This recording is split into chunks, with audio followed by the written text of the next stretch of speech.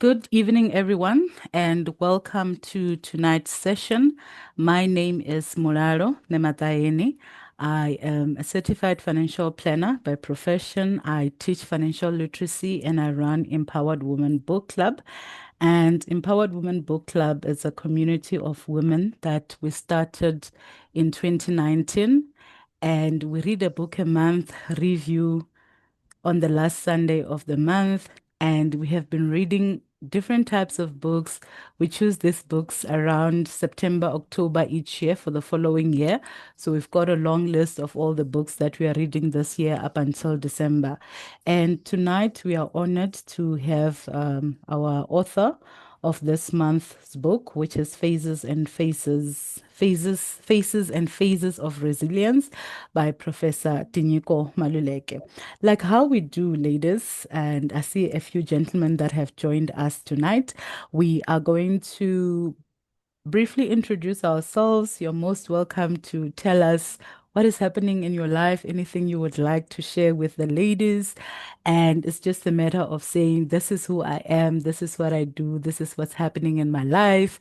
And then we celebrate one another because at Empowered Women, we aim to do three things, which is to empower, educate, and celebrate women. And when we are here, we're going to have our conference in August this year.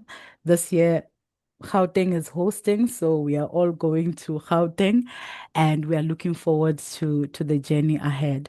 So, ladies, those that are available and able to introduce themselves, you're most welcome to show by your hand, and I will recognize you. Or we'll just do as how we did the previous 2 months, where I say, go for it, unmute, introduce yourself. We'll only take a few people tonight, and then we are going to then hand over to our authors. So those that are ready, you're most welcome to unmute, introduce yourselves, and then we take it from there.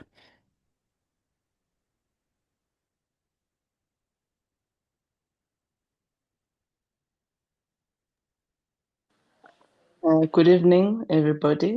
My name is Malarato Secha Malele.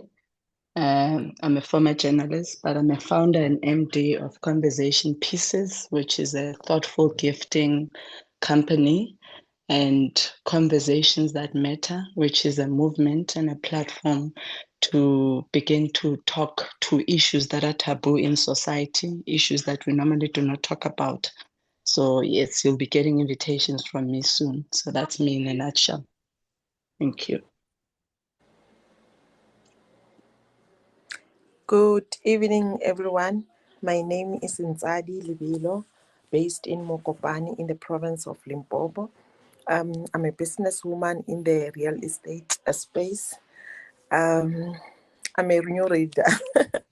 I'm a new reader. I think I joined the group last month. That's when I find out about the book of Faces and Faces of Resilience. What I can say is that through the book, I've learned a lot.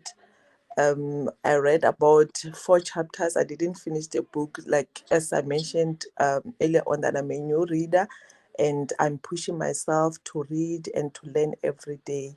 That's me in a nutshell. Thank you so much. Good Greetings. evening, everyone.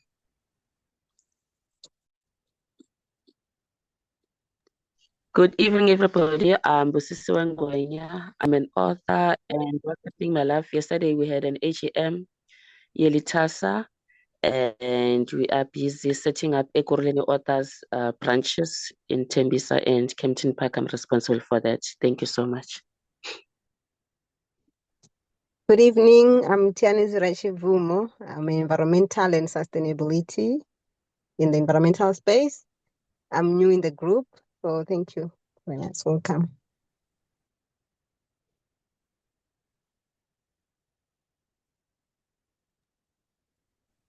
Thank you so much, ladies, for those introductions.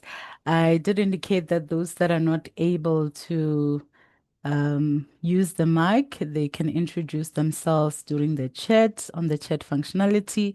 So I know Catherine Pires, one of our authors. She's an author of 5 books, and she is looking forward to the session. There's also Ruzani Kashane, who introduced herself in the chat functionality. She's also an author.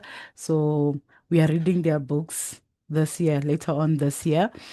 The pressure of this group when everyone introduces themselves and then they say they're an author, and you're just like, oh my word, it is time to sit down and write so that people can read. With all those introductions, I just want to reiterate that as empowered women, we are choosing ourselves, focusing on our own growth, focusing on our leadership. Some of the books that we read focus on healing, some we read to gain the knowledge. And there's also the aspect of building sisterhood, where we are saying, how can we come together, celebrate each other, and also support one another in the events that we do in our own businesses. Most of the women are running their own businesses, some are in corporate.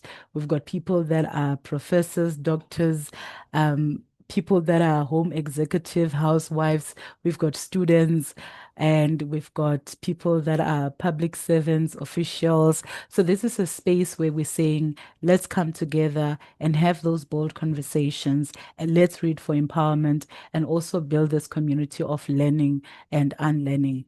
With that said, Prof, I am going to simply introduce you by a few words, and then I will hand over to you so that you can then tell us about who is Professor Tinyiko Maluleke, because some people have no idea who you are. I think you are one of the most humble, it's not prominent, it's eminent people in the country that are doing the work for our people. I know of you as a renowned scholar, as a thought leader, a theologian, a social commentator, a cultural analyst, and also an author of Phases and Phases of Resilience. So over to you, Professor Tinyiko Maluleke, where you can share the inspiration behind this book. Take us through some of the key themes that we pick up as we read the book, highlight a few featured figures, and also reflect on resilience in a modern South Africa and Africa, and also the global community, because I know you are not simply a person from somewhere go Valdezia, go Pretoria, go TUT. You are a global celebrated citizen. So over to you, Prof.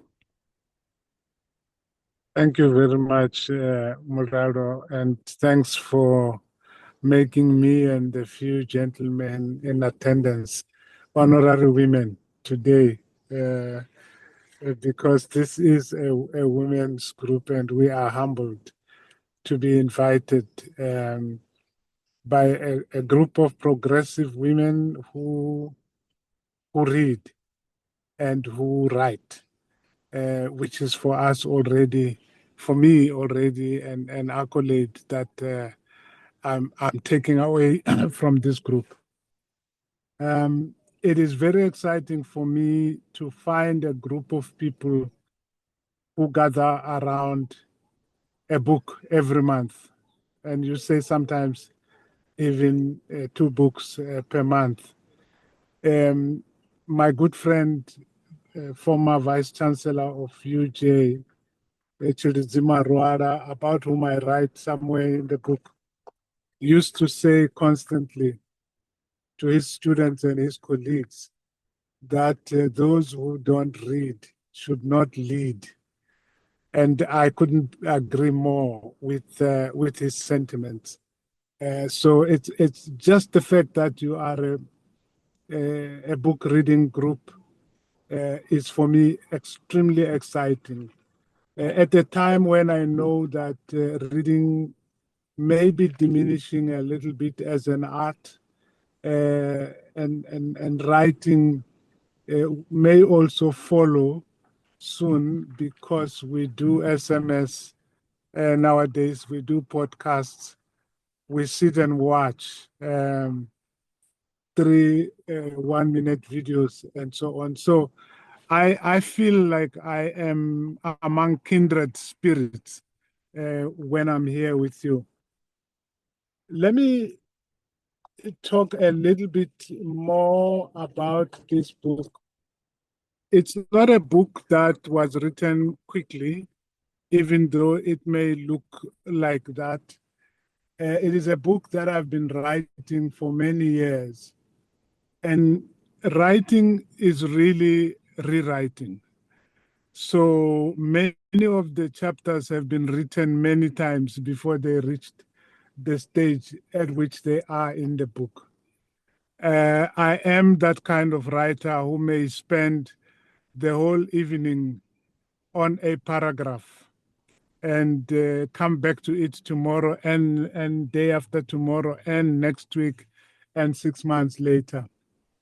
Because I think writing is about inspiration, it's about communication, it's about opening up to an innermost person inside you and allowing that person, virtually allowing that person to walk naked in public in a way, because let's face it, when you write a book, whether it is about yourself or it's fiction, a book is always about yourself. Even fiction is about yourself. Fiction is a form of biography.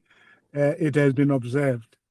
So that is how I came to the point of having put this book together. It's a story I tell in the book, a story that was told by my grandmother to us. I think I tell that story in the chapter 2 about my grandmother, if I'm not mistaken. And she told us a story of a group of people who were swimming in a pond, a little lake in a rural village. And as they were swimming, they had, of course, put their clothes outside the river. And a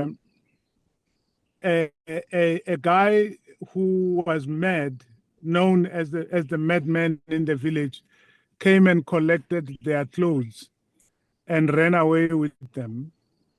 And so those who were swimming had a dilemma. Do they come out of the water to chase after the madman who was running straight into the village, or do they stay in the water? Because if they come out and run after the madman, everybody who sees them will think they are the mad ones, and the one who's carrying their clothes must be the sane one. And so my grandmother used to tell us this story and then would ask us, what should they do? Should they jump out and run after the madman in their nakedness, or do they stay in the river until it's dark so that they go home? And there was no correct answer, because of course if they run after him, it's very clear who's not right upstairs. But if they stay until it's dark and then they walk to the village in their nakedness, should they be seen, any one of them be seen, they would be accused of witchcraft, which was something also worse.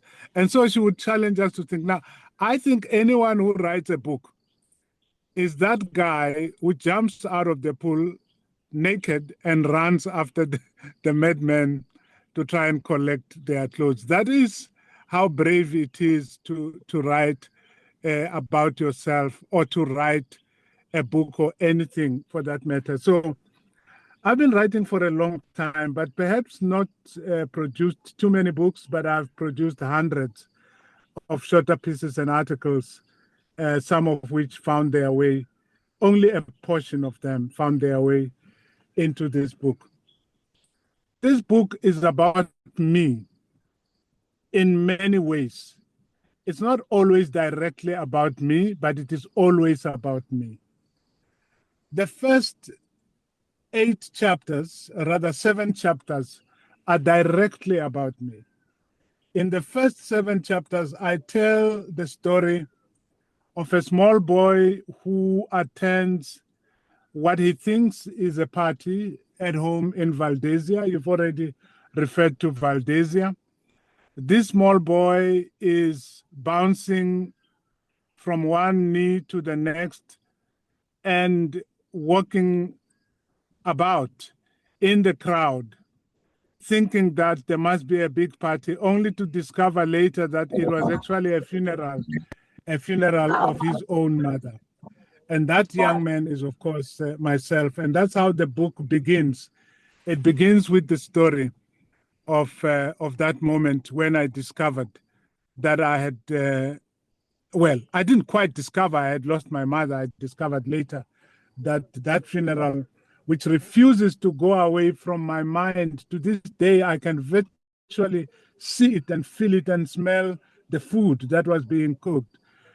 And the reason it has stuck with me, it is because it was, of course, a big loss for me when my mother passed away. And I speak about how she continues to be present in my life and how, in her own way, she has shaped my life.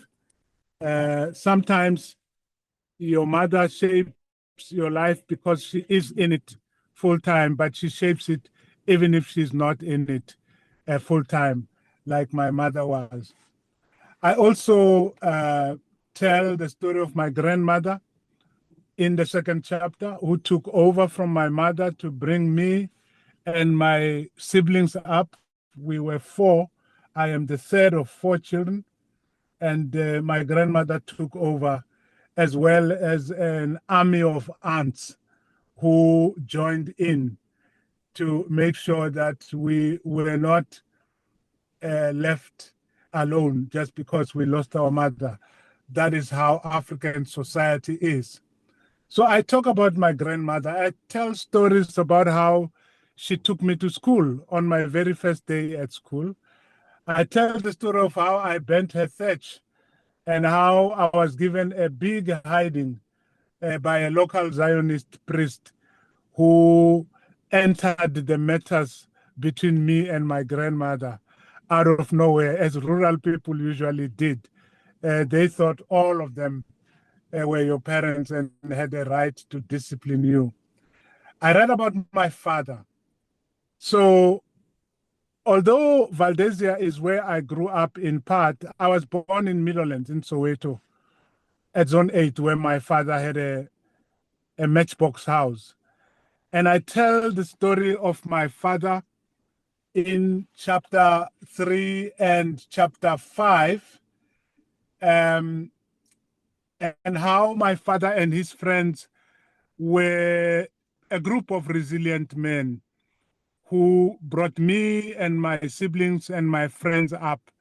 They would occupy my bedroom in the 3-roomed house in Meadowlands Zone 8. My bedroom was also the kitchen. And it was the best place to sleep because there was a stove. It was very warm to be there. And of course, my father and his friends used to drink in the kitchen. So I couldn't quite sleep until they finished their drinking. They didn't just drink, they sang drunken songs, they danced drunken dances, and they told stories. And I was greatly entertained. And maybe my storytelling techniques are borrowed from them and also from my grandmother. I also write about Meadowlands and Valdezia, as well as Tzaneen, where I went to high school at Bankuna High School. The chapter about Bree Street is really about my father, but it takes off from, you remember a few years ago when there was that big bang at Bree Street and there was a hole that opened up. I think it is only recently that Bree Street has been repaired. I start with that story and I suggest jokingly, but tongue-in-cheek, but also seriously, that they shouldn't have changed the name of the street from Bree Street to Lillian Ngoyi, even though I love Lillian Ngoyi very much. Because I grew up in Bree Street. My father worked at number 216 Bree Street. And I had a school holidays job at number 216 Bree Street. And my job consisted of three things. One was to interpret between the doctors. It was the doctor's surgery, in part mainly a dentist, but also a physician. And my job was to interpret between Black people and the doctors so that I tell them what's wrong with them. So they would tell me in Xitsonga, I'm being stabbed by blood. And I would have to say, she says she's being stabbed by blood. Or that the snake in my stomach is not resting very well at night. And that the worm in my head is not calm anymore, and so on and so on. So I grew up there. I loved growing up there, although it was also painful working at Bray Street as a schoolboy, because there I saw a different face to my father. My father, whom I feared and respected, who was a very proud man with his friends at Zone 8 in Midlands. When I went to Bray Street, I realized that he was only a boy in front of the white man. He would be called by name. I didn't even know his name then. I just knew him to be my father, and he would run like a boy to respond to the instructions that he was receiving. Then I write in chapter 6 if you like, a mythical story of Valdezia writing back a letter to its colonizers, explaining what they have done to her and what she has seen and survived throughout her life, at least over the past 200 years. Then there's a story about my dog, Bruno. I was just teasing the principal of UJ, Litlokwampedi, about whom I write here. He has just published a book about the lessons from the animal kingdom about leadership. And I told him that I was hurt that my dog, Bruno, chapter 7, didn't make it into his book. And I asked him, ain't Bruno an animal too? Why didn't he make it into his book?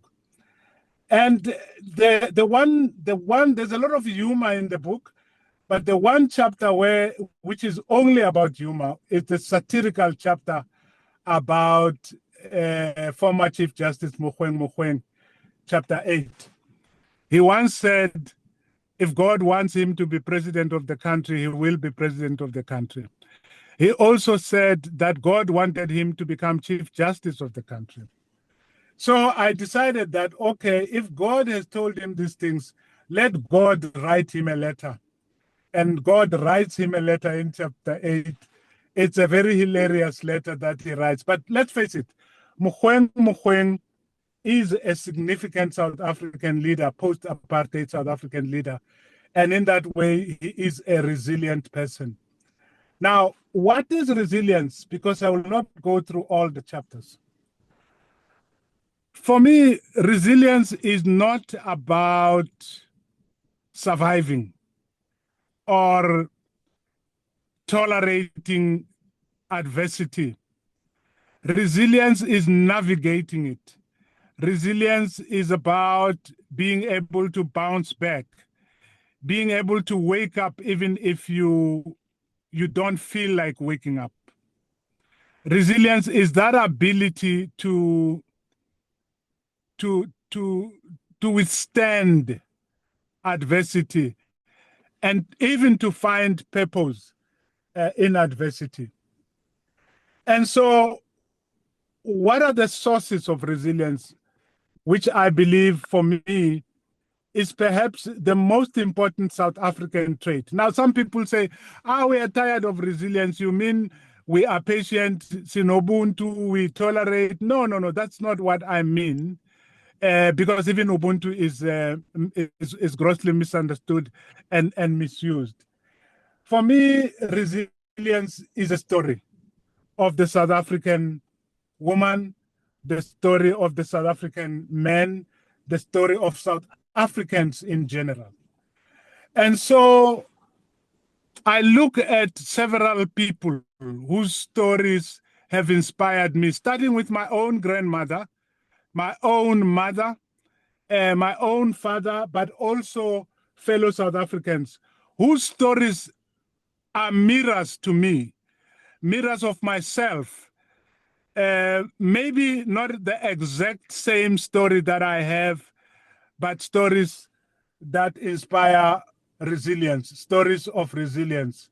Pamela Dube, the young woman who one day went to the cinema with her father to watch a play, The Yellow Brick Road, a play about a young girl who left home and lost her way and had to find her way back home. She comes from KwaMakuta. And I suggest that she couldn't have ended up the vice chancellor of the Central University of Technology if she didn't follow the Yellow Brick Road, which is from a story that she was shown or shared with by her father. I read about Tokoma Yegiso, this woman from the Eastern Cape, Mkobotin, who in 2010 is taken to Mbombela, to a little hill, to a golf course, and she is told, you must build a university here. Now, if you go to that golf course today, you will find one of the most beautiful universities in the country. One of the only two universities, public universities, we have built since democracy. She oversaw that. She turned a golf course into a university. That, for me, is resilience. I write about Puleng Linkabula and Tinyiko Maluleke, the Auditor General. I write about the VC of the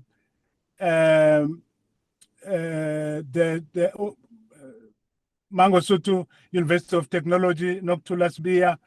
Dudu Mukua was a secretary at the University of South Africa and at Tshwane University of Technology. So I'm not only writing about the big successful stories, but also people who are ordinary, like Dudu and many other ordinary persons whose stories have inspired me. You will see that the theme of resilience is approached from the point of view of your Tito Mbowenis, your Siya Kolisis, your Desmond Tutus, your Silimans, your Nelson Mandelas, your Thabo Mbekis, and there is a lot of so resilience is not about winning every little battle. In fact, resilience may not be about winning at all. It is about the ability to live and survive another day. Like my father, was he resilient or was he not? As the white people sent him around in front of me. I think my father was playing the long game, and he took me to his employers so that I can see what happens to him and make sure that it doesn't happen to me. And so he was being resilient, even though he was not always obviously resilient. And I tell many, many other stories. The theme of feminism and women and anti-GBV is also a very strong theme in my book. In fact, the shortest chapter in my book is chapter 40, which is about Anine Boysen, that young woman who was taken to a place by people she thought were her friends, and some of whom, or at least one of them, she thought was her boyfriend, where she was raped and disemboweled and left for dead. Indeed, she died later. It's the shortest chapter in the book, very, very short, because it's the most painful thing I had to write in this book. I just ran out of words while telling the story of Anine Boysen. There are other stories of GBV. And so if resilience is about humor and about heroes and about music, there's a lot of music in the book, it is also about lament. And so there is a lot of lament in the book. In fact, some parts of the book, you need to have a box of tissues, I think, if you read them. I write about the funeral of a political party at which I give a speech in 2035 sometimes. I write about a country that we are losing and its bloody map. And I write about Marikana and the bloody country in which we live. I write about Buipatong. And at the end of the book, I write about the day that I die. I imagine that day. And I know exactly, and I say exactly where I will die and how I will die. I'll be killed by a mob. For something as whimsical as that, I am Shangaan, because it has happened before. We see Africans killing one another for ethnic reasons and some other such mischievous things as that. So, yeah, that's me and my book. I'm willing to talk about it. Thank you very much. Thank you very much, Prof, for taking us through the book. I read the book and I'm glad you spoke about Dude, an ordinary woman, because most of us feel like we are ordinary and forget about the exceptional work that we are doing, more especially as women, because the work that we do, even in our households, being a mother, being a wife, being a sister, raising the next generation, it's something that is seen as what we term unpaid care work. And sometimes there's no reward that we receive, and we look at it as something that is not worth it. It's just part of life. But we show resilience everywhere and in all the spaces that we occupy. When I was reading this book, I was like, yo, I wonder what the title of my chapter would be when I'm featured in a book like this, because you speak about people that are doing amazing work, people that are changing the world. And sometimes changing the world means changing your own world, changing the world of those that are close to you, and also finding spaces where your contribution is being amplified. I see some of the comments here where people are saying, I can't wait to get hold of the copy of the book. You are unpacking it so nicely. And Wendy Slebi also indicating that she will be getting her copy of the book with immediate effect. Malerato asks, she says, resilience always feels like a word born out of hardship. But is that always the case, or can resilience also be something we build quietly in discipline, in growth, in choosing to keep showing up, even when things are simply demanding, not devastating? What can you say about that? Is it always a matter of hardship? Over to you, Prof. Uh, well, yes and no, and more yes than no, in a way, because without adversity, we probably wouldn't need resilience. But adversity is part of life, and that's why perhaps the day we are born, the first thing we do is cry, because the harshness of being out there hits us so hard when on the day that we are born. So yes, it is. It is about handling adversity, but it is also about winning in inverted commas, learning to win when faced with difficult circumstances or challenging circumstances.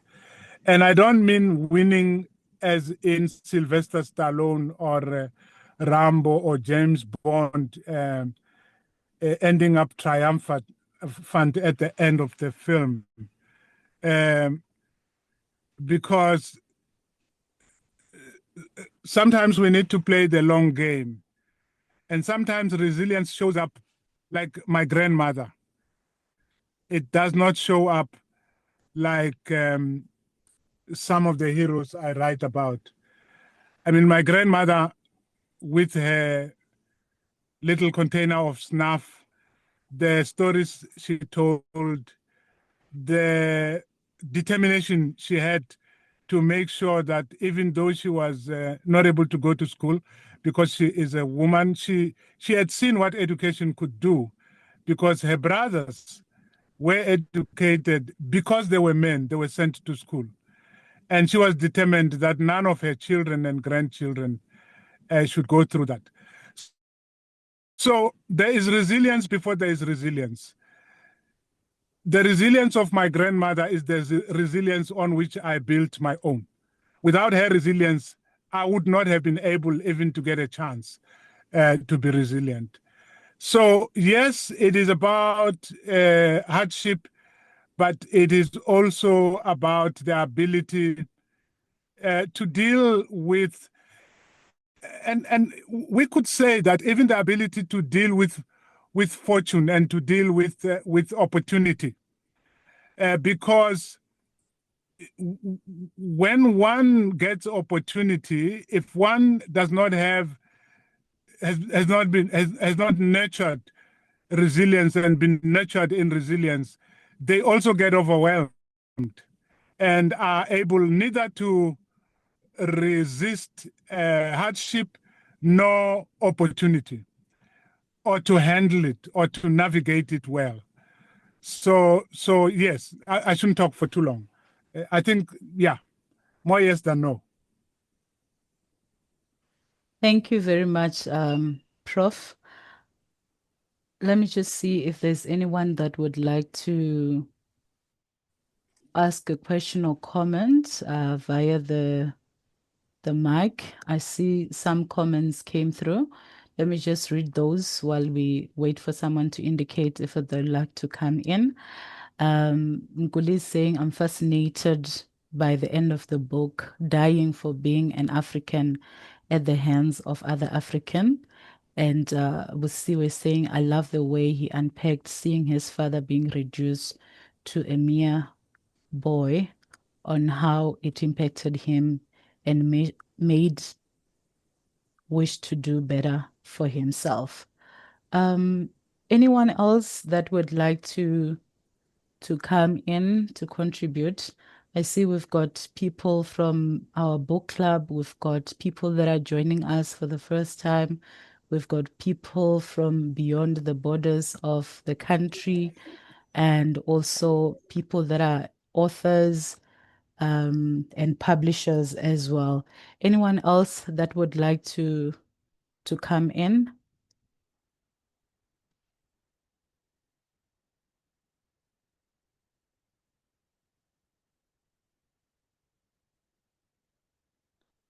Malirato is also asking, where do we get a copy of the book? Prof, maybe you can come in. Oh, I see you, Busi.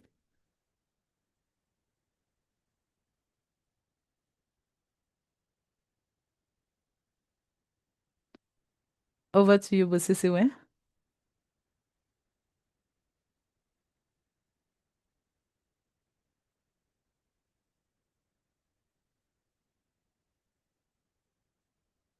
Okay, we cannot hear her from our side. To you, Prof, any comments? Yes. So the day that I die, it is, well, it looks like it's about me and only me. But if you live in a country where the murder rate is as high as ours, if you live in a country where the killing of women, femicide, is as high as it is, and violent crime in general is very high, you can't walk around thinking that it cannot happen to me. And that's part of the point there.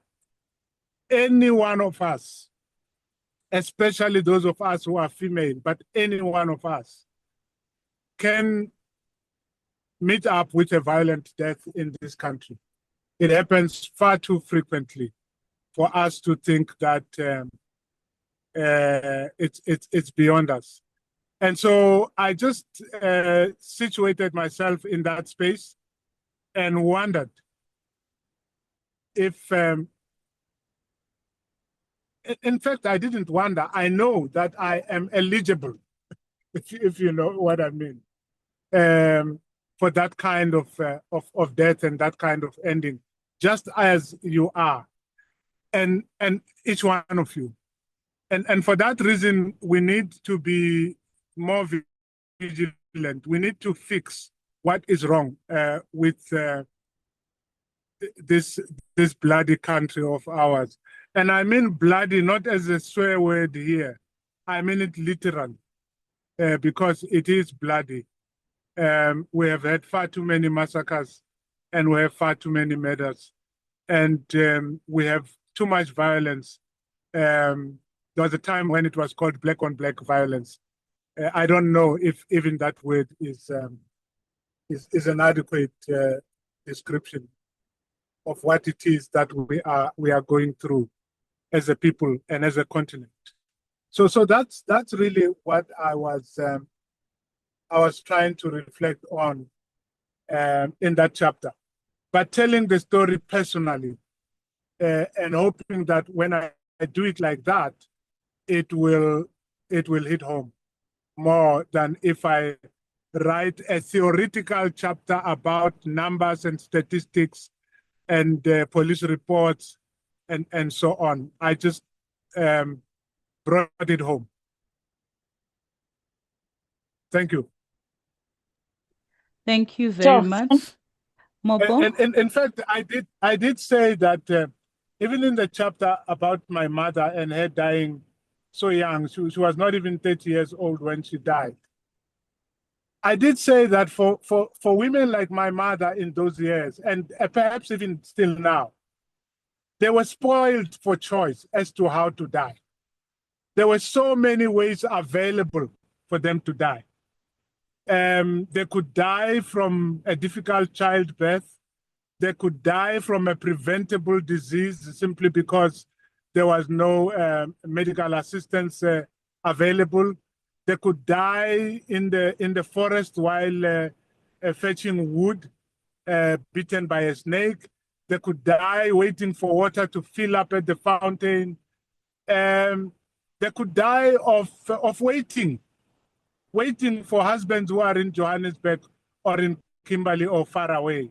So the theme of loss and lament and death recurs a little bit in my book.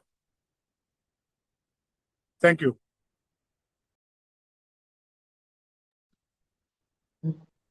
Thank you very much, Prof. I wish we could have this for 2 hours or more. I just want to keep listening to you. I haven't read the book, but I certainly am inspired to read the book and to write my own story that will hopefully inspire others to write their own stories. Thank you very much. The one thing I would like you to perhaps venture into is, what is resilience in the different languages that are available in South Africa? Because I think the children need to understand what resilience is for them to become resilient.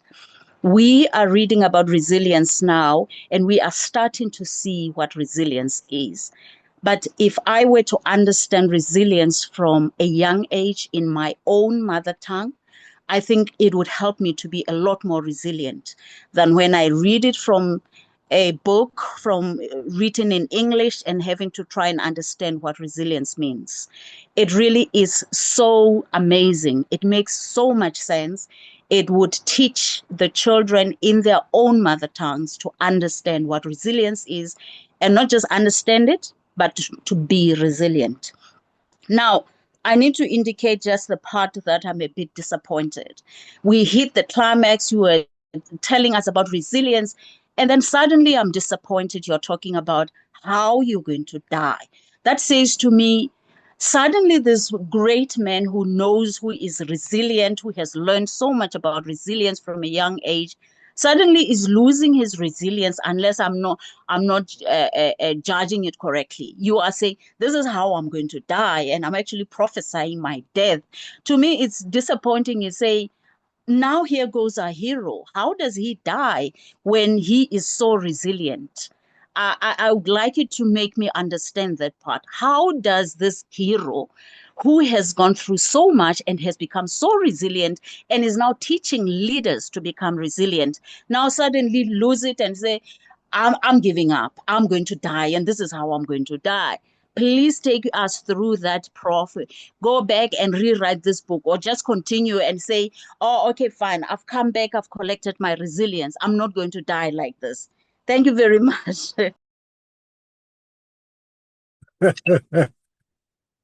Well, I'm sorry to disappoint you. But think about Riva Steenkamp. She died. Is it because she's not resilient? I think she was a resilient young woman with a lot of promise. She was doing everything right.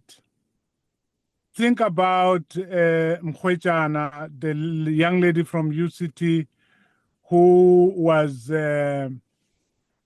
called to the post office to collect a parcel only to be raped and killed there. And think about my student Ntokozo Xaba, about whom I write in this book. She opened the door and called security to allow a man in because she thought he was her boyfriend. He was her boyfriend, and he killed her. So it's not because of lack of resilience. Sometimes the violence is simply too blunt and too blatant for us to ignore and think that we can hurl resilience at it. So we have to, unfortunately, talk about this as well. By the way, as an academic subject, resilience is has been done by psychologists, certainly child psychologists, and they started by studying the ways in which children were resilient in different ways, at different in different conditions of adversity or hardship. And they started the specialized field of resilience. But I think what has been wrong with resilience studies from a psychology point of view for me is that it was always regarded in individual terms, and in very Western terms. And there is a second book to be written about this, I suppose. And I take the challenge that you are putting before me, because in my book, I talk about the resilience of groups and communities, not just the resilience of individuals. So the people of Valdesia, on the one side, they've got the Boers at the place called New England, where they must go and work and plant cabbages and pineapples and these tall trees, plantations. And on the other hand, they've got missionaries who are telling them that their culture is wrong and evil. And so, as a community, how do they resist? They hold on to their cultural practices and rituals and beliefs, even if they have to do it under the noses of the missionaries and the white people. One of the things they do, for example, the missionaries flooded every home with a Bible. And what did the people do? Some of the uses they put the Bible to were nothing like the missionaries imagined, because you would find the Bible hanging at every pit latrine toilet, because the Bibles in those days had very soft pages, which were very useful as toilet paper. And some of the pages were used for making zols and so on. I think these were insurgent forms of resilience, and the way in which even when, I mean, my grandmother would go and work at the farms there, and she would have me at the back, and she tells the story of how one day she was told, throw that baby into the river because the baby is distracting you from doing the job I hired you for. And that's how she quit the job. So yes, resilience is tough, and we have to talk about it in context of the violent times in which we live. Thank you. Thank you very much, Prof. And I'm not about to die, by the way. I'm not about to die. It was just a way of engaging my readers. The country still needs you. Ondiswa, over to you. Oh, hi. Thank you, Mlalo. Hi, Prof, and hi, everyone else. Sorry, hi, everyone, not hi, everyone else. So I think on the chapter about dying, I was also, Nami, disturbed that, hey, how can you now prophesy this? But then I'm thinking, okay, I think it's also part of being resilient to be able to face the reality that, okay, at the end of the day, a day of death is going to come. And so while I'm still here and while I still have time, what can I do and how can I contribute? How can I also help in fighting the crime? And I want to ask, you said something about how you got resilience from your grandmother, and then that's how you got to be resilient. So you were saying it starts, it's sort of a pass, what can I put it?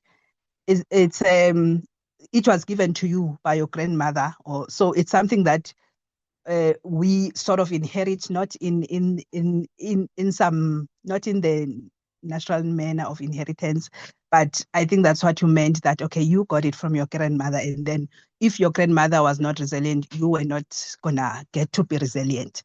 Now I want to ask that as you were growing up, seeing your grandmother, did she intentionally speak about resilience to you, or it's something you figured it out as you grow up? Oh, by the way, my grandmother must have been resilient. That's why she did 1, 2, 3. And now I choose to be resilient by doing 1, 2, 3. So I just want to understand that from your grandmother's point of view or perspective, did she intentionally groom you to be resilient, talking to you every day? Hey, my grandson, this is how you must do it. You must be strong. You must be a man. What? So I just want to hear, how did it come about? And then number 2, you spoke about that you wrote about Marikana, and I assume that you spoke about the men as them being resilient, the one that were fighting and then they were attacked. Do you address their family in that chapter? Do you speak to their children that now that your fathers are gone, they were resilient in 1, 2, 3, and this is how you can also be resilient in your everyday life? Do not let what happened to them stop you. So how did you approach that chapter? Thank you.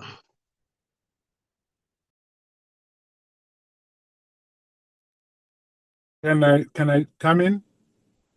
Yes, you can, Prof. Mna I wrote Yes, Utisha thank you. took him to school angafuni. Look, yeah, my I was in the chapter I talk about my grandmother.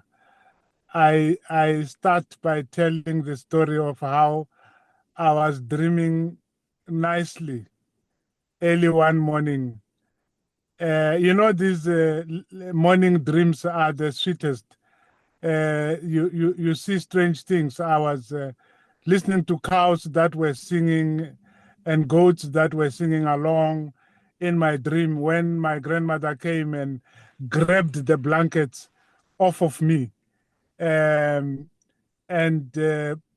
dragged me and basically washed me up and dressed me.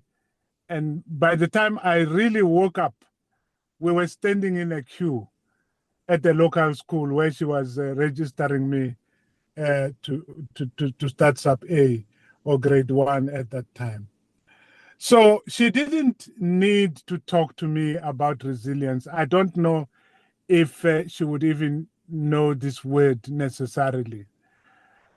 But she was the epitome of resilience for me. I tell the story of this woman who, when she was born, her father was not very pleased because her father expected a boy. But she was born, and she went on to face quite a difficult life. She got married to a man who was probably twice her age, and she was the third or fourth wife, not even the first wife to him. And then this man died on her. And even before I get to her marriage, how she watched her brothers who were policemen at Hammanskraal get educated ahead of her because they were boys. And she was a girl, and what was the point of sending a girl to school? So if you look at of course it's on hindsight. When I look at her life and what she went through, she married again, by the way, because I suppose it was a way of survival after she lost her husband. And this time she married a guy who was a big Sangoma as well. And even there, she was not the only wife. She joined a group of wives, and it was a very tough life. But she, with her pension, made sure that we had food on the table, made sure that we went to school, and I'll never forget the school uniform that she bought for me to go and start school. Even though I emptied my bladder into that school uniform, the trousers, on the way to school when she was dragging me to school on my first day.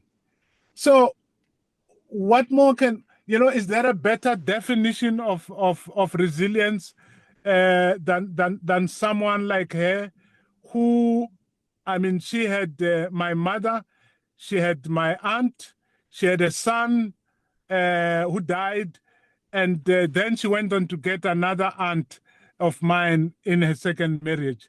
And she brought them all up virtually by herself, if you like, in very, very difficult circumstances. So she didn't talk to me about resilience. I saw resilience in her. I can't remember what the last question was. If you can remind me, you wanted me to comment on something else apart from my grandmother talking about resilience? Marikana. Yes. So there is a chapter called A Map of Our Bloody Country. That chapter title is about Marikana, it's about Boipatong, it's about other massacres that we've gone through in this country. It is inspired by a poem by one of my favorite American poets, where she writes about America, and the title of the poem, it's a very long poem, at least that section of the poem is, "Here," and I'm quoting, "Here is a map of our country. Here is the sea of indifference glazed with salt. There is the haunted river flowing from brow to groin. We dare not taste its water," and she goes on and on. And when I read about that, and I thought, well, she could be talking about my own country, because towards the end of that chapter, I actually mimic her words. And I say, you know, this is a map of our country, South Africa. Here lies the river Gaga, carrying the blood of 40,000 South Africans in its flow. The river Gaga is where Nongawuse grew up and was next to it when she was told, we are told, that story I don't believe, to go and tell the Xhosa nation to kill the cattle. I think it was organized by Sir George Grey. And then I say, here is Ntabelanga, the hill where nearly 200 black saints were mercilessly slain in the 1922. Remember the Bullhook massacre. And then I talk about Sharpeville.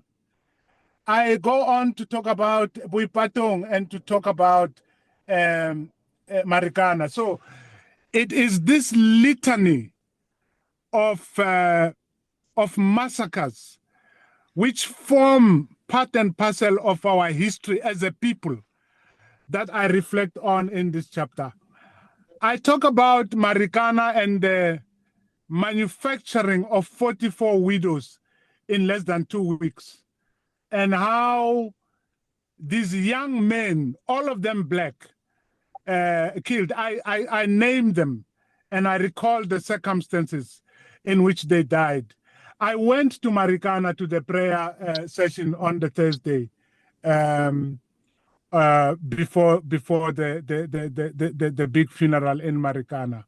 And I tell the story of how until today I am haunted by my visit both to the Kopi but also to Nkaneng, the village where the squatter camp next to Marikana.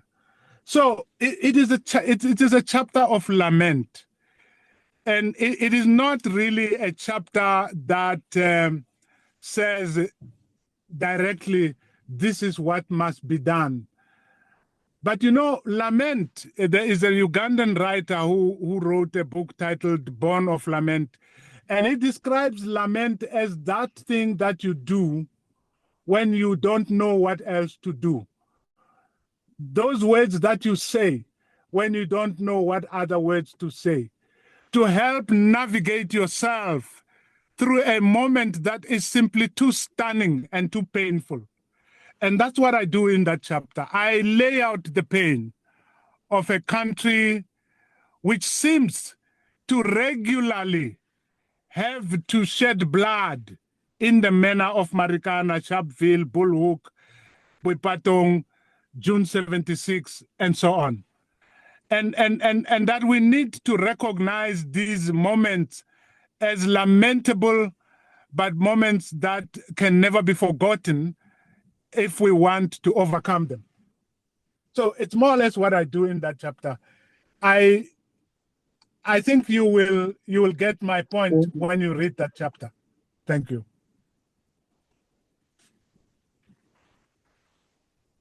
Over to you. Thank you very much, Prof. Malerato, over to you. I see Tseho, you're also unmuted. Okay. Thank you You'll so come much. after Thank you so Malerato. much. Prof, you know, I need to get hold of this book. You tell it in such a tongue-in-cheek way, but tackling such serious issues of society. And as a person who I'm an advocate of conversations, hence I started Conversations That Matter to begin to talk about issues that are taboo in society. And I really like how you are interrogating the gap between political promises and lived realities.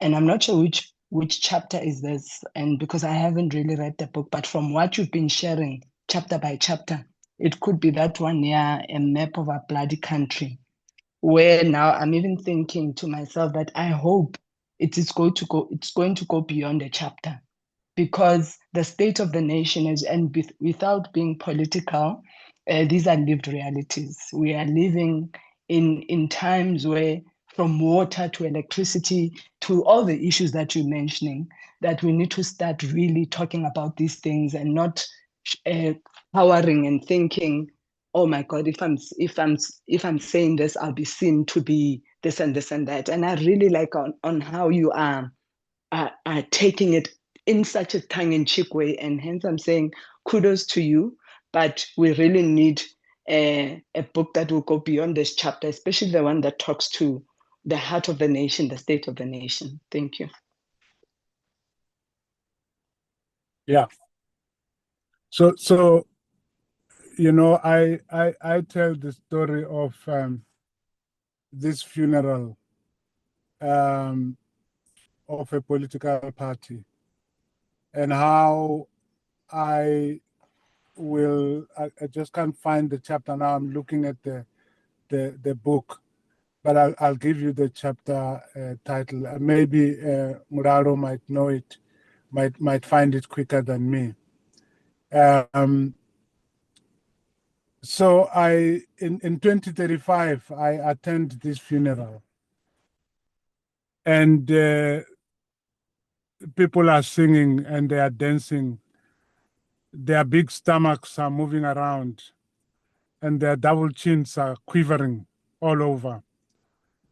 And someone at the back says, "Long live the dead movement."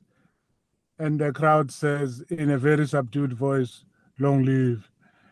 And I step forward and talk about the Judases and the Brutuses who have betrayed our dreams and have killed this movement. I also have a chapter about a country walking in the valley of death. And I reflect on COVID and what COVID did to me personally in terms of my own losses, but also how during that time, there were people who were just stealing from the sick. In fact, we now know more about that than I even did when I wrote that chapter. Because think of Tembisa Hospital. I lived in Tembisa in the late 80s. Tembisa Hospital, who thought that a hospital could become what was done to Tembisa Hospital? So I'm afraid there is a lot of lament, but without lament, we will not be able to appreciate the depth of the trouble we are in. Without lament, we will not be able to appreciate what are being required of us, not just yesterday, but today and in the future. And you are right. So you talk about water. I have a chapter on Andres Tatan. Some of you will remember this young teacher. He was 33 years old from Mekheleng in Free State. He led a march about water in that township. And he was shot with so many rubber bullets that he died. So my chapter is titled Meet Andres Tatane. He died yesterday. For water. Now, how many years later? The water problem is deeper. So there is a sense in which my political self is here, but this is not really a book about politics, qua politics. This is a book about lament and story and agitation and reflection and urging and nudging and provocation, if you like. All of the above will be found in this book. It is personal, it is national, it is in some ways global. Elizabeth Tsvangirai makes her appearance in this book. Remember Elizabeth Tsvangirai when her husband, Morgan Tsvangirai, who was supposed one time to become the president of Zimbabwe, when that man died of cancer, she was immediately disinherited of being his wife, his mother took over. She was not even at Buhera, where the funeral took place. She sat in the crowd, and she was not the chief mourner in that funeral. And so I write about her, that face of her, and I said, the funeral and the speeches and all that was going on there, where all funeral was taking place inside the head and inside the heart of that woman who was sitting in the crowd there, Elizabeth Tongerai. So I also speak about the U.S. and my stint in the U.S. In some chapters, and I speak about my academic journey and how I ended up, staying in the university and not leaving after doing my master's in the US. So it is personal, but it is also real because I speak about those things that have touched me. The chapter on COVID and the thievery that went on during COVID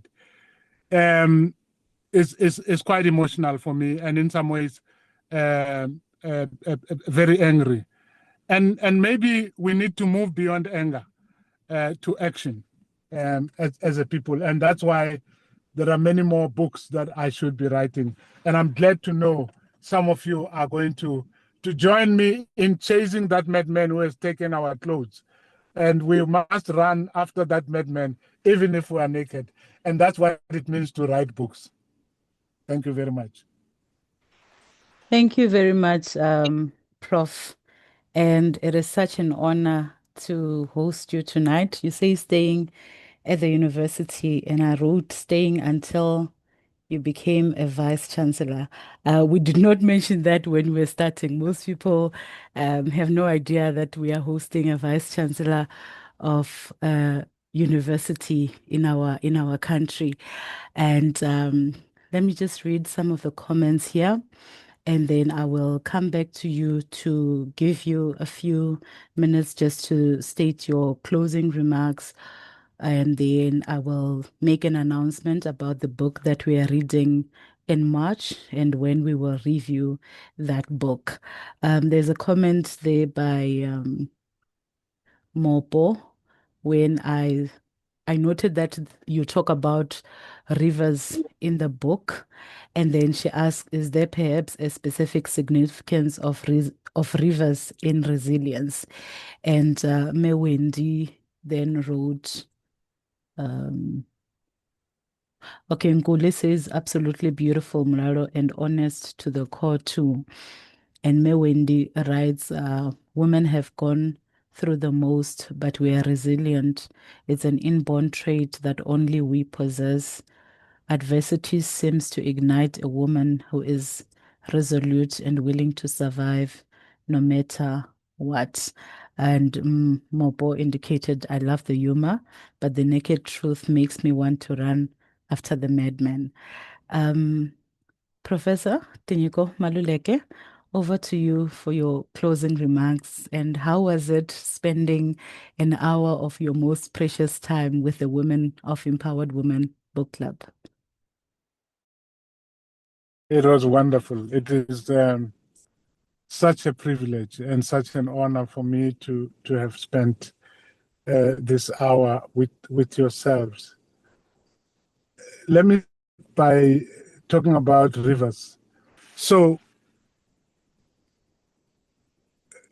the rivers and the trees and the mountains feature a lot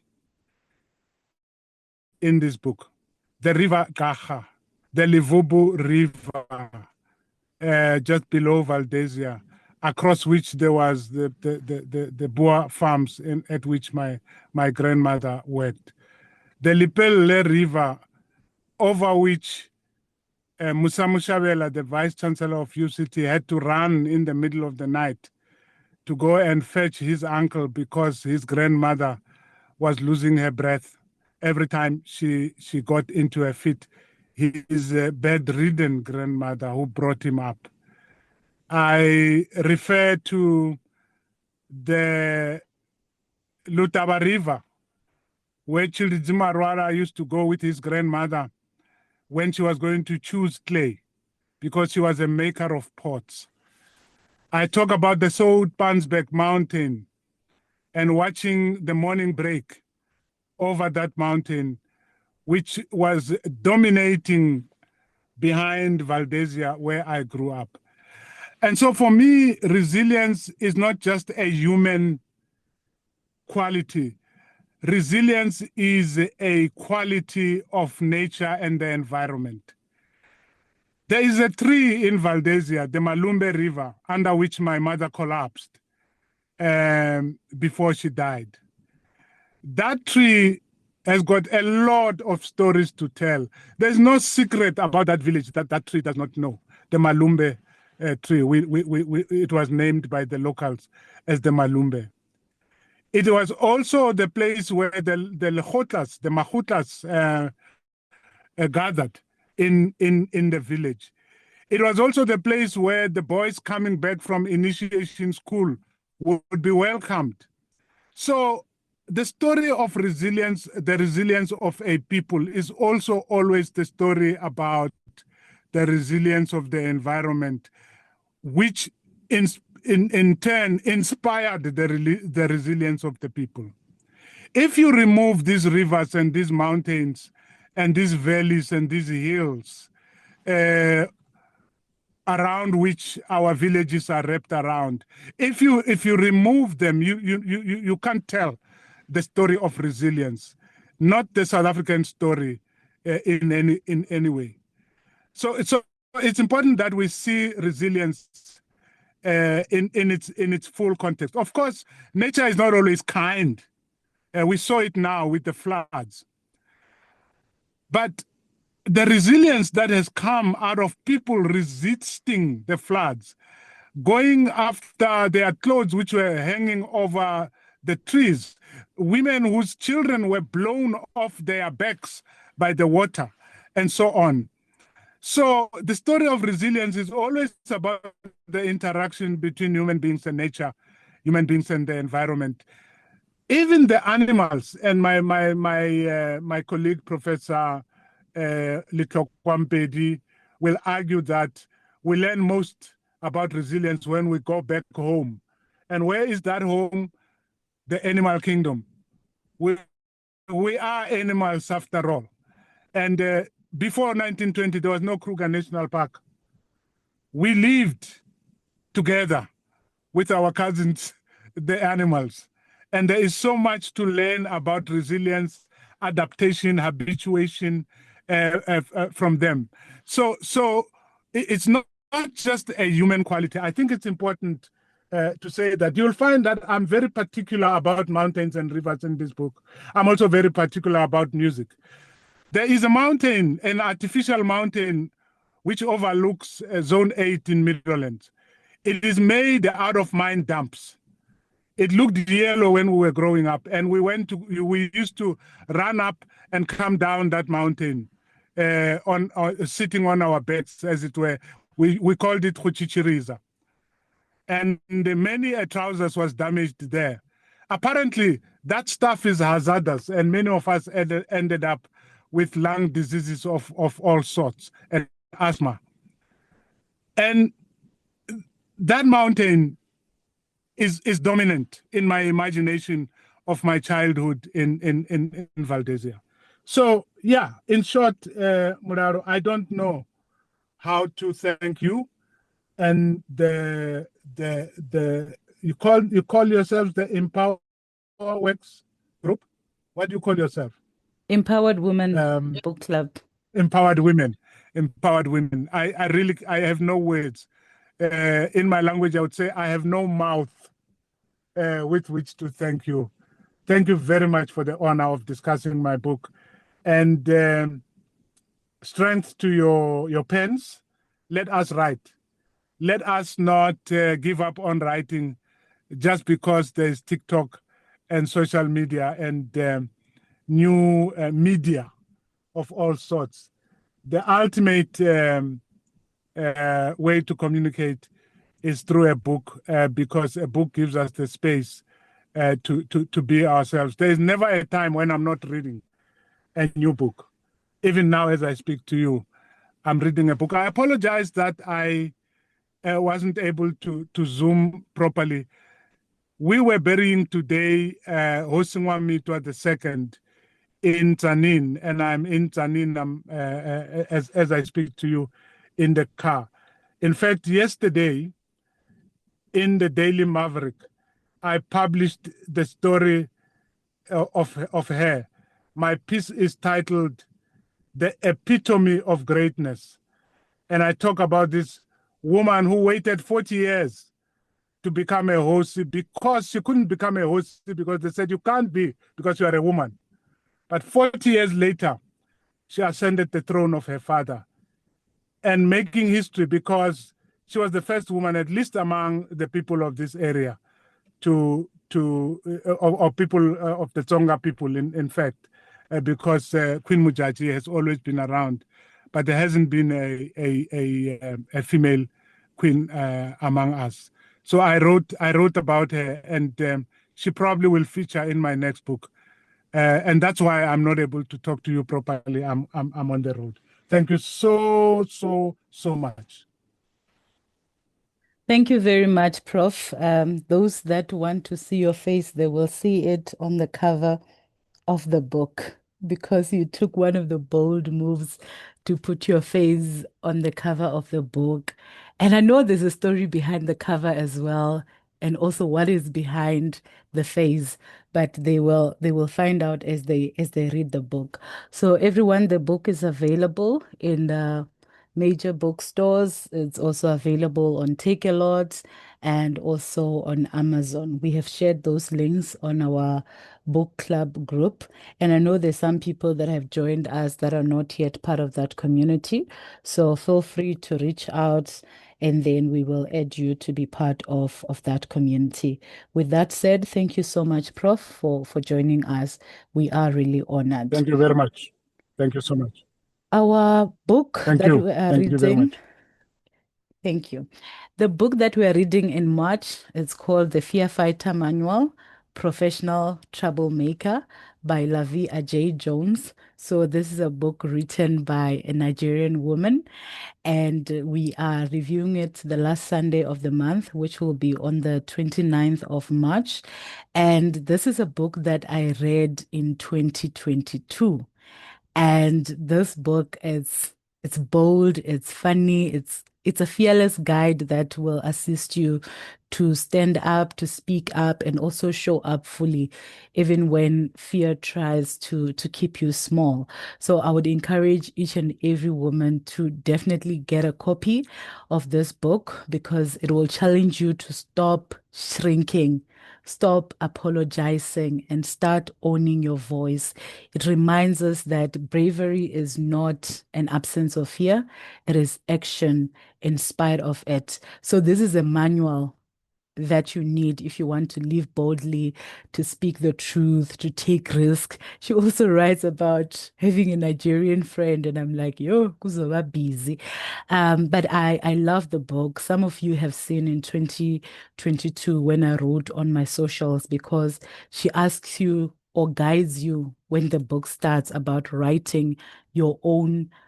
She calls it an okiri. It's like your own personal praise, where I wrote when I was introducing myself, very brief to say, Muralo Grace of House Nematayeni, first of her name, certified financial planner, boss lady of boldness, speaker of note, connector of nations, lover of life and books, smart black girl, and king of the empowered woman kingdom. So she will take us through the journey. She will take us and allow us to be able to speak our truth and be able to ask for more. I think the most important part of this book is just being able to ask for more. And I think after reading this book that we have just reviewed tonight, it is important that we set ourselves in such a way that we will be able to write a chapter in our own book and say, this is who I am. We tried doing this a few years back as empowered women, but I think we were not yet ready, or it was just one of those things we want to do and then it does not happen. But I think we are fully positioned with these two books to say, after we have read this book that we're reviewing tonight, and after we read the book from Lavi Ajay Jones, we must open it up to say, let's submit a piece about ourselves so that we can put it together and publish our own book as empowered women to say, this is who we are, this is what we are doing, and this is how we are changing the world. So, ladies and gentlemen that have joined us, thank you so much for being part of tonight's session. The recording will be made available on our Empowered Women Book Club YouTube channel. I wish you all a lovely evening and be on the lookout about the book that we'll be reading in March as we share on our socials and the invitations to join in. Have a lovely evening and enjoy the day further. Thank you. Thank you. Bye. Thanks very much. Goodbye. Thank you. Bye-bye.